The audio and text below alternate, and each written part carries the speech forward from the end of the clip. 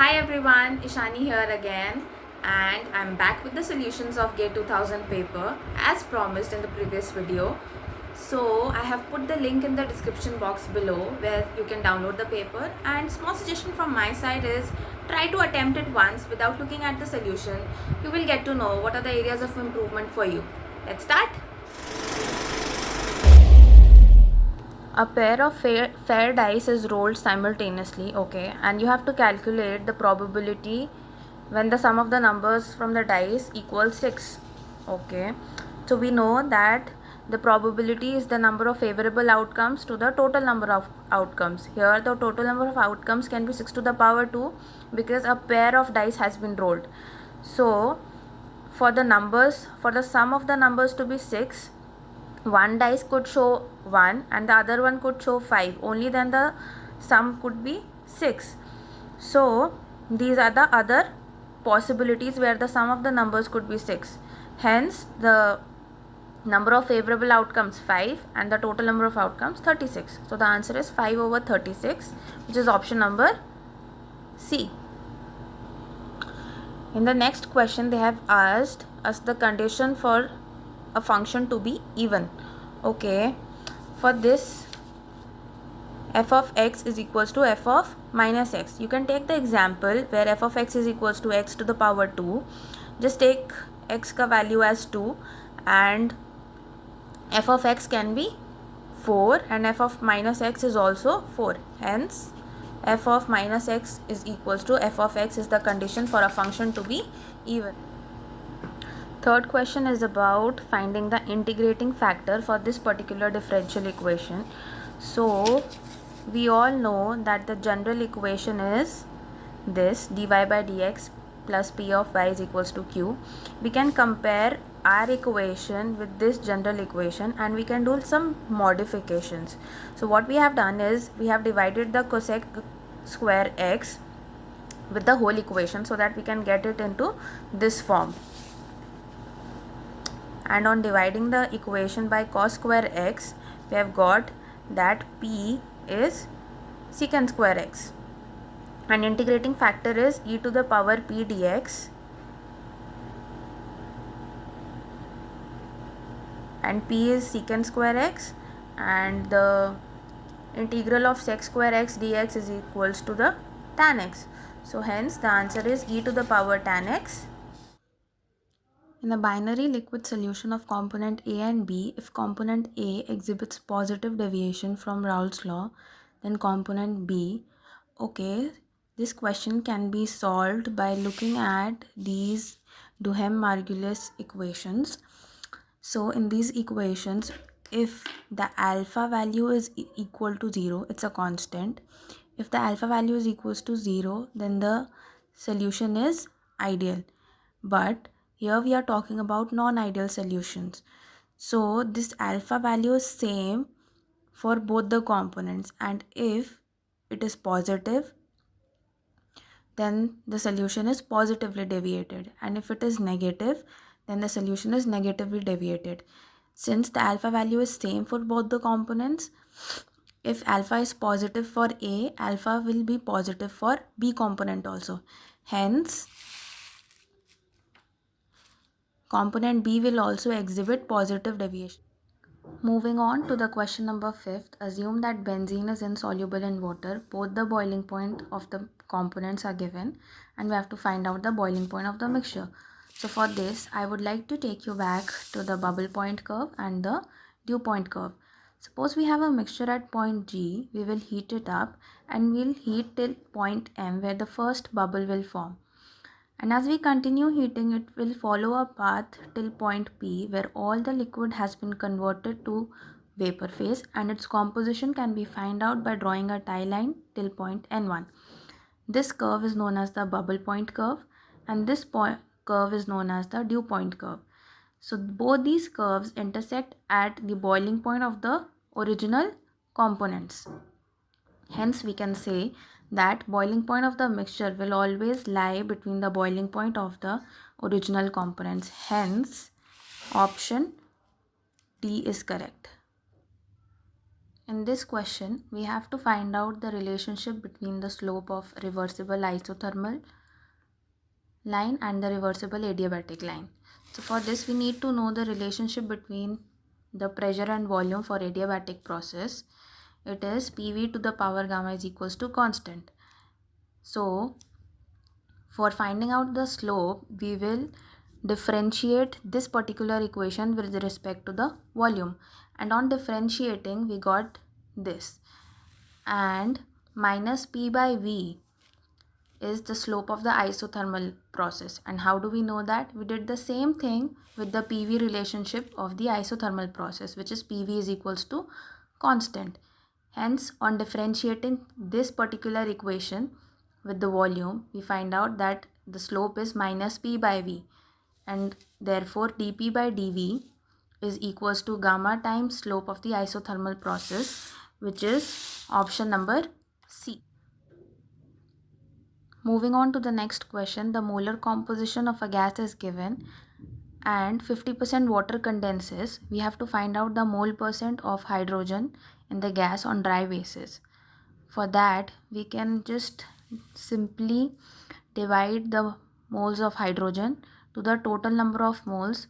Since it's dry basis, we don't have to consider the water, and on doing that, we got that the mole percentage of hydrogen in the gas mixture is 20%. For a sphere falling in a constant drag coefficient regime, its terminal velocity depends on its diameter as.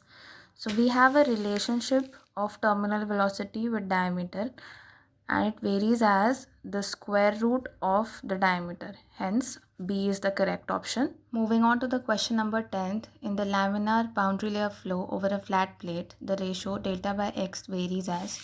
So this is the relationship between delta by x and Reynolds number.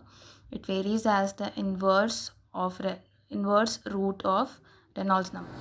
Moving on to the next question. For laminar flow, if the volumetric flow rate is doubled, the pressure gradient will increase by a factor of, for the laminar flow we can use Hagen-Poiseuille equation, which is given by this.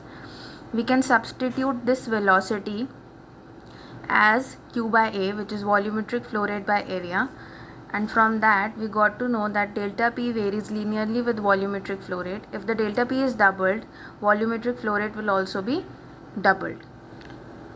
Guys, the next question is very easy. Grashof number is the ratio of buoyancy force to the viscous force. Next, a sphere of radius r1 is enclosed in a sphere of radius r2. So we need to find the view factor for radiative heat transfer of the outer surface with respect to the inner sphere. So we know that F11 plus F12 is equals to 1, where F11, I have just generalized it to Fij, is the fraction of energy which is leaving the surface I and reaches J. Therefore, whatever the energy is being released from surface 1, it will not reach to the surface 1 back. Hence, F11 is 0 and F12 is equals to 1. From this theorem, we know that A1 F12 is equals to A2 F21. We know the value of F12, just substitute it, and from that we can find out the value of F21, which is R1 by R2 square. Now, absorption factor is defined as L upon mg. Similarly, next question is also memory based. The approximate value of Schmidt number for air is 0.1. Guys, some questions are really memory based. You have to remember them. Murphy tray efficiency is given by, the efficiency is basically the ratio of actual enrichment of vapor to the theoretically possible enrichment. Here the number of trays have been counted from top to bottom. That is why a plus sign is here. But the twist in the question is you have to calculate the trays from the bottom of the column. For that, in place of positive, you can just put a negative sign because you will be moving from bottom to top. McCabe delta L law states that linear crystal growth does not depend upon the crystal size, which is option number C. It is related to crystallization topic. Next, the experimentally determined overall order for the reaction, this is 2.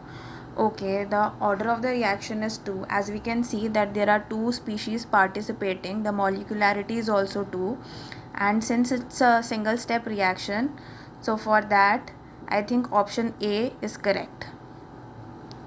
That is, reaction is elementary with a molecularity of 2. The reaction A goes to B is conducted in an isothermal batch reactor. If the conversion of A increases linearly with holding time, we have to calculate the order of the reaction. For this, we are going to check each and every option. We are going for option number 1. For zero order reaction, the rate equation is given by this. Ca is equals to Ca naught 1 minus Xa, and on integrating from 0 to Xa and 0 to T, we got this equation, and from that conversion is directly proportional to the holding time. Hence option A is correct. This question is related to multiple reaction scheme where the rate equations are given and activation energy is also given.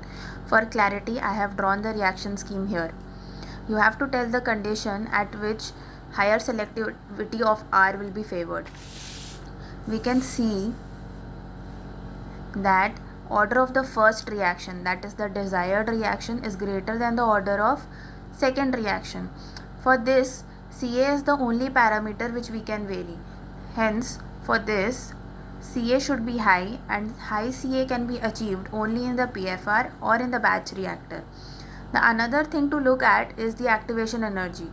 The activation energy of the desired reaction is less than the activation energy of the undesired reaction. A low temperature will favor the reaction with low activation energy. In solid catalyzed reaction, the diffusional effects are more likely to affect the overall rate of reaction for the conditions are given. As you can remember the concept of Thiele modulus, which says phi is equals to L under root K by D, where L is the pore dia, K is the rate constant, and D is diffusivity. For this factor to be very prominent, we would require this whole quantity to be very, very small. Hence, pore dia should be small and rate constant should be less. That means a slow reaction. Therefore, the option which says slow reaction in catalyst of small pore dia is correct. These 3 questions are related to chemical technology.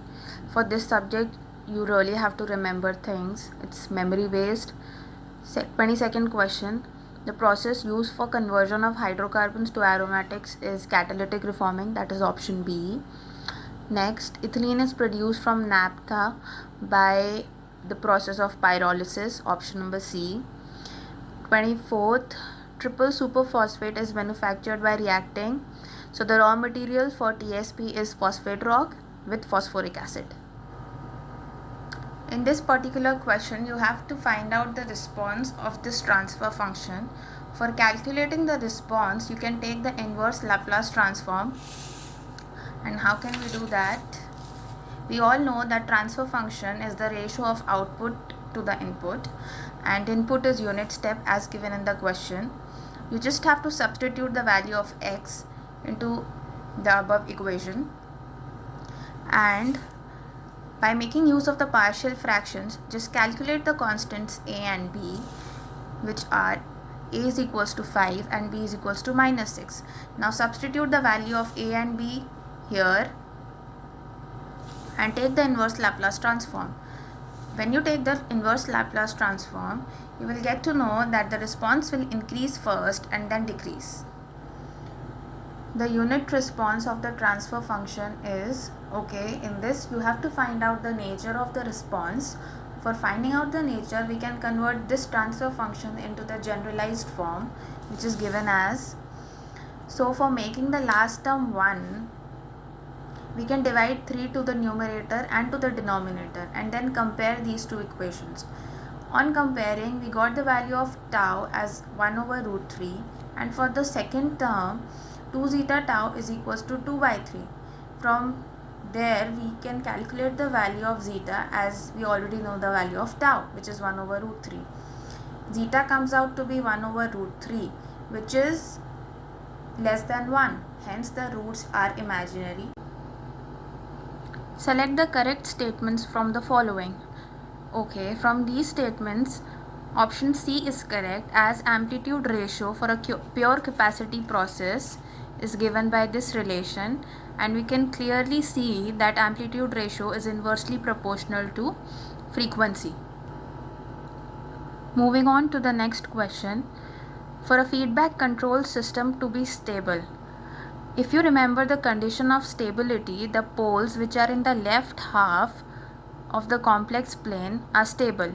So option B is correct. Last question for section 1 is, for a typical project, the cumulative cash flow is 0 at, okay, if we are saying the cumulative cash flow is 0, that means there is no profit and there is no loss, which happens only at the break-even point. So option B is correct. I hope you guys are not getting bored. So far so good, right?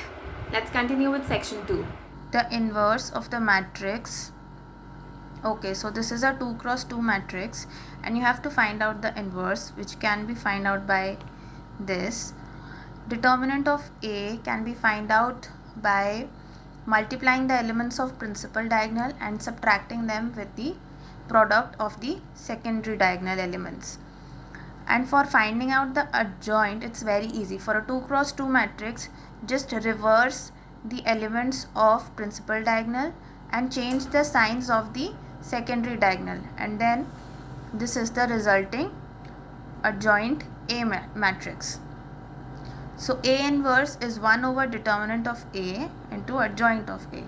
Hence, this is the final answer. The complex conjugate of 1 upon 1 plus I is, suppose we are taking Z is equals to 1 over 1 plus I. So the complex conjugate will be, we can take the conjugate of the numerator and of the denominator. So on taking that, we got 1 over 1 minus I.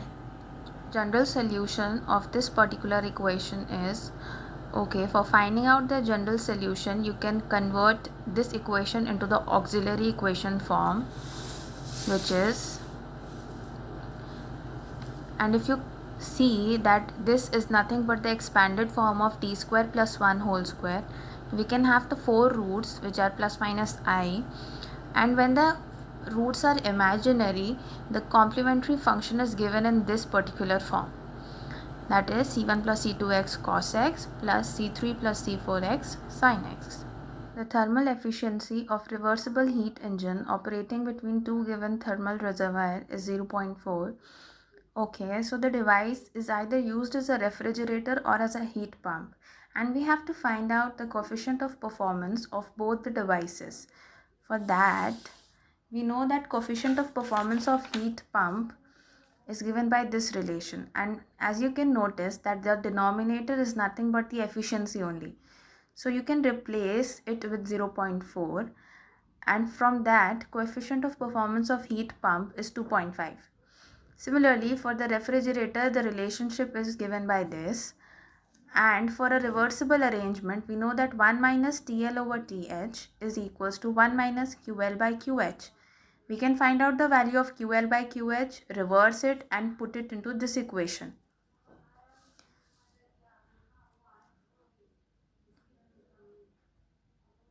And on doing that, we got coefficient of performance of refrigerator is equals to 1.5.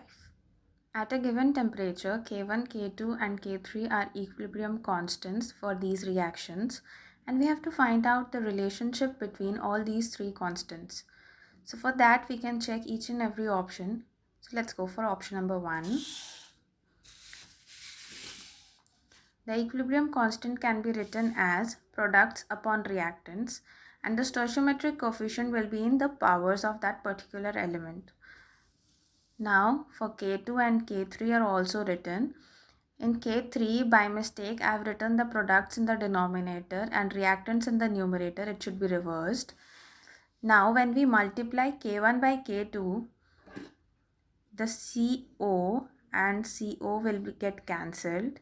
We will be left with CO2, H2, 4, and in denominator CH4, H2O 2 times. Okay, so I think this is pretty much similar to K3. Therefore, option A is correct. The sphericity of solid particle of cubical shape is, so sphericity can be found out by this particular relation where dp is the diameter of particle and we can calculate it by this, where vp is the volume of the particle. The particle is in cubical shape, so the volume is a cube, and substituting this into this equation we got 0.806, or it is pi by 6 to the power 1 by 3. Sp here is this surface area, which is 6a square. So option B is correct. 2.8. A 30% suspension of spherical sand particles in a viscous oil has a hindered settling velocity of 4.4 micrometers per second. Hindered settling index is 4.5, and we have to find out the terminal velocity of a sand grain. So hindered settling velocity and terminal velocity is given by this particular relation, where epsilon is the void fraction and here it is 0.7, and k is the hindered settling index. So from here on modification we got terminal velocity as 0.9 micrometers per second. 2.9. A 1 meter high bed made up of 2 mm particles is to be fluidized by an oil, and the properties of oil are given. If at the point of incipient fluidization the bed voidage is 39% or 0.39, the pressure drop is 10 kilopascals, we have to find out the density of the particle, which is given by this relation. So delta P by L is equals to rho P minus rho F, where rho P is the density of particle, rho F is the density of fluid, 1 minus epsilon, epsilon is void fraction, and g is the acceleration due to gravity. You just have to convert kilopascals to pascal and substitute all the other values. From that we got to know that density of particle is 2572 kg per meter cube.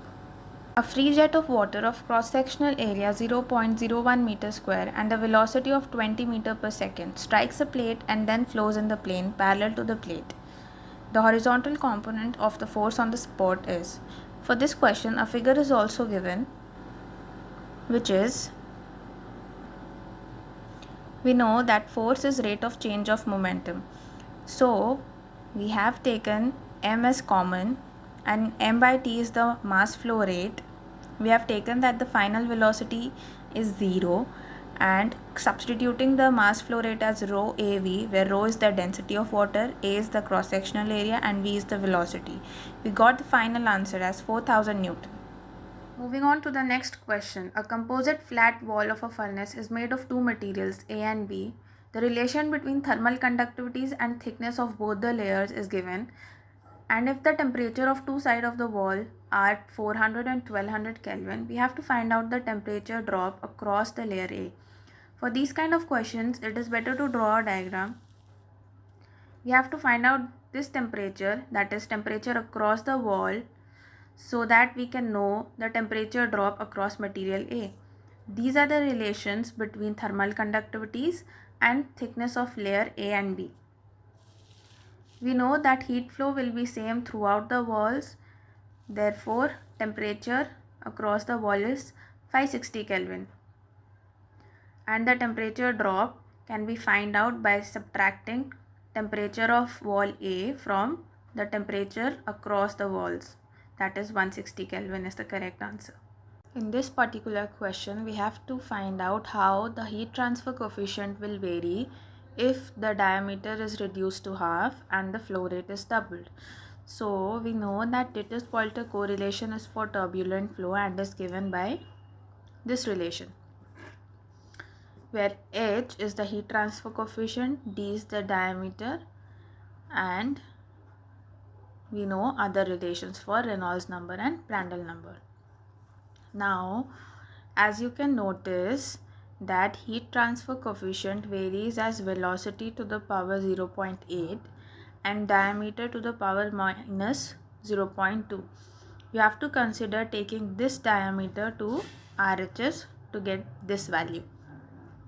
We also know that flow rate is area into velocity, and on little bit of modification we got this. For the new conditions where the flow rate is doubled and diameter is half, we have to find out the new velocity. So the new velocity, that is according to the newer conditions, the velocity is 8 times the older velocity. We just have to substitute all these values to this relation, and on doing that we observe that the new heat transfer coefficient will change by a factor of 6.1. Next question is very easy. They have given the mass transfer coefficients of liquid side and gas side, that is the individual mass transfer coefficients, and the slope of equilibrium line is 3. So we need to know which of the resistances are controlling. As you can recall this relation, which is the relation between overall mass transfer coefficient and individual mass transfer coefficients.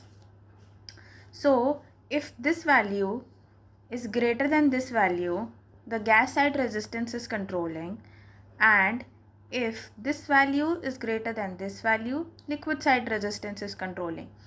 And as we substitute all the values which are given in the question, we know that both these values are equal.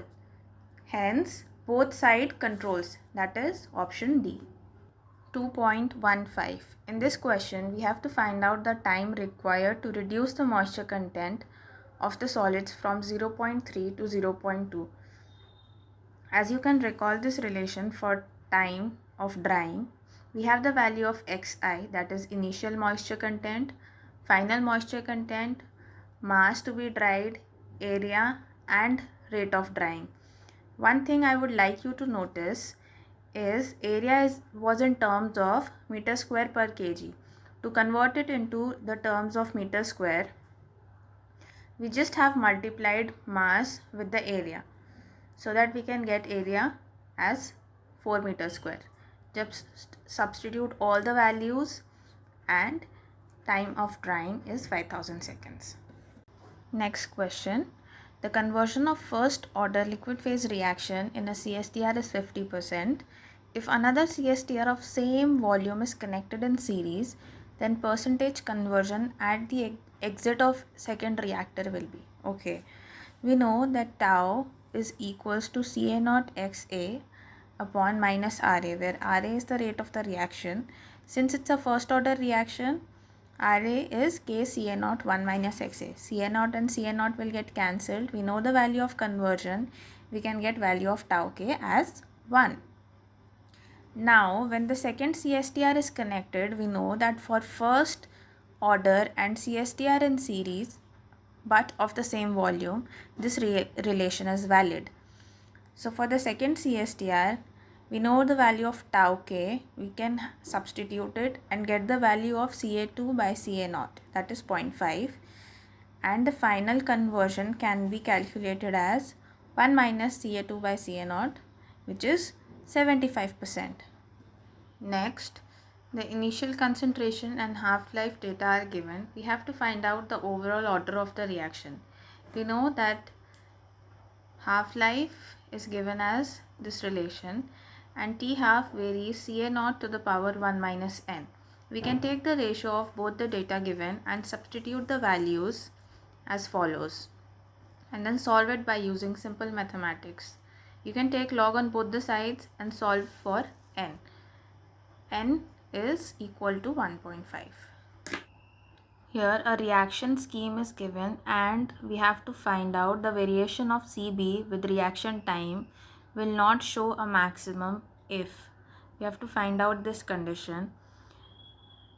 The rate of this particular reaction is K1Ca minus K2Cb. And the desirable is B. We have to find out in which conditions B will not show a maximum.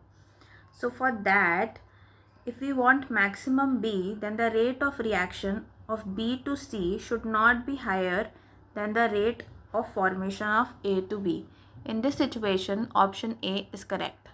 0.19, the reaction A goes to B is conducted in an adiabatic PFR. We have to find out the exit temperature. So, as you can see, the energy balance relation for adiabatic PFR is given as this. We have the conversion as 20%, that is 0.2. FTCP, that is the total flow rate into the specific heat, which is given as FA into CPA plus FB into CPB. Just expand all of this, substitute the values of conversion and CPA and CPV, which is 100 in both the cases. Heat of reaction is given as minus 50,000 kilojoules per kilomole of A reacted. We have the values of FT into CP and heat of the reaction, conversion. Substitute all of this here and you will get the exit temperature as 600 Kelvin. The rate controlling step for heterogeneous irreversible catalytic reaction. Okay. And you have to find out the rate expression for this reaction. This topic is related to adsorption and the correct answer is option D. For this you can refer to the detailed derivation in Fogler 2.21.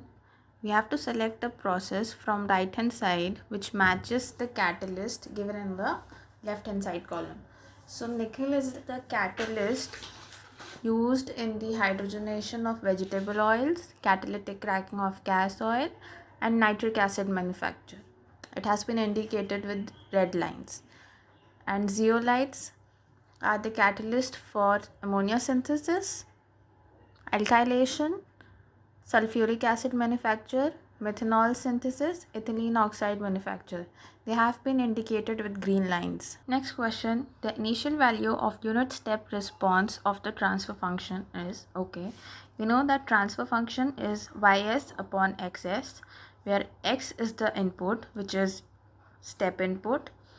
Just substitute the value of xs and we get ys is equals to 1 over s plus 1 upon 2s plus 1. We know that initial value theorem is represented by this relation. On substituting the value of ys, we get this. S and S gets cancelled and we are left with this particular thing. And on substituting the limits, we get the value 1 by 2, which is correct answer. Last question for this section. The time constant of a unity gain first order plus time delay process is 5 minutes. If the phase lag at a frequency of 0.2 radians per minute is 60 degree, then the dead time is, okay, we have to find out the dead time. For this, we know that there are two processes, first order and the time delay process. For first order, the phase lag is tan inverse minus tau omega. Tau, we know the value, that is 5 minutes. We also know the value of frequency, that is 0.2. All we have to do is just substitute in this equation. We know the phase lag as 60 degree. From here, we can calculate the dead time as 5 pi by 12. So that was it. I hope you guys understood everything. If you have any doubt, you can write to us via email or you can comment. And don't forget to like, share and subscribe. Also, stay tuned for the GATE 2001 solution. Bye!